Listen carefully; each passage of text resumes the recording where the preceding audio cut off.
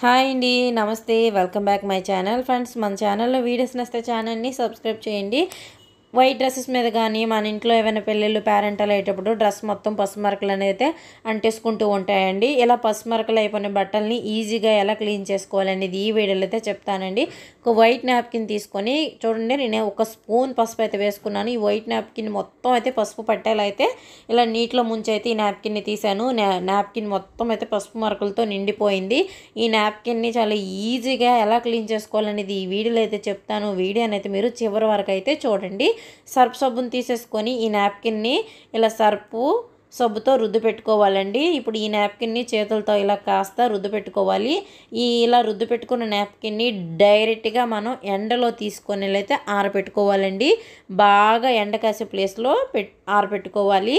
ఇలా మనం ఒక రోజు మొత్తం ఎండలో ఆరబెట్టేసుకుంటే మీకు మరుసటి రోజు చూపిస్తున్నాను చూడండి. ఇదే నాప్కిన్ ఎంత నీట్గా చిన్న పసుపు మరక కూడా లేకుండా పసుపు మరకలు అనేది అయితే వదిలిపోయాయండి.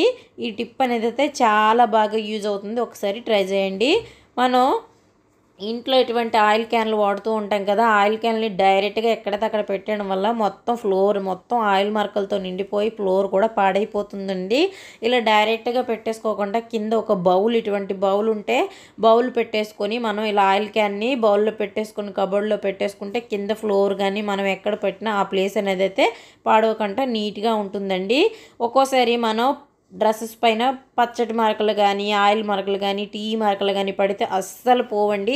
ఇక ఈ డ్రెస్ పోయిందే అనేసుకోవాలి. కానీ ఎటువంటి మొండి మరకలనే ఈజీగా క్లీన్ చేసుకొని ఒక లిక్విడ్ అయితే మీకు ఈ వీడియోలో అయితే చూపిస్తానండి. నేనైతే కాస్త ఆయిల్ని తీసేసుకొని ఇలా నాప్కిన్ మీద అయితే వేసుకున్నాను. మనకి ఆయిల్ పడిందా అంటే ఆ డ్రెస్ పాడైపోయినట్టుగా అనుకుంటాం, కానీ మనకి మార్కెట్లో రిన్-ఆలా అని లిక్విడ్ అయితే దొరుకుతుందండి. ఇది ఎటువంటి మొండి మరకలను అయితే వదిలించేస్తుంది. ఈ ఆలానైతే మనం డ్రెస్పై ఎక్కడైతే మరక పడిందో అక్కడ ఇలా కాస్త వేసేసుకోవాలండి. వేసేసుకొని ఇలా మనం చేతులతో రుద్దు పెట్టేసుకోవాలి. చూసారా, ఆలా వేసి ఇలా చేతితో రుద్దేనో లేదో మరక అనేది అయితే పోయిందండి. ఎటువంటి మొండి మరకలనైనా ఈ రిన్-ఆలా అనేది అయితే వదిలించేస్తుంది. ఇది మనకి సూపర్ మార్కెట్లో కానీ పెద్ద పెద్ద జనరల్ స్టోర్ మార్కెట్లో కానీ దొరుకుతుందండి. ఇదైతే చాలా బాగా యూజ్ అవుతుంది. ఈ రిన్-ఆలాని మీకు ఇంకొక విధంగా కూడా చూపిస్తున్నానండి. ఒక గ్లాస్ వాటర్ అనేది అయితే తీసేసుకొని ఈ వాటర్లో ఇంక్ ఉంటుంది కదండి, ఇంక్ అయితే నేను వేసేసుకుంటున్నాను. మనకి ఇంకు మరకలు కూడా పడ్డాయి అంటే సర్వసాధారణంగా వదలవండి. కానీ ఈ ఇంకు వాటర్లో కాస్త ఆలా వేసుకున్న వెంటనే ఈ వాటర్ అనేది అయితే కలర్ ఎలా చేంజ్ అయిపోతుందో చూసారా. బ్లూ కలర్గా మారిన వాటర్ అనేది కొంచెం కొంచెంగా వైట్గా అయితే మారిపోతుందండి.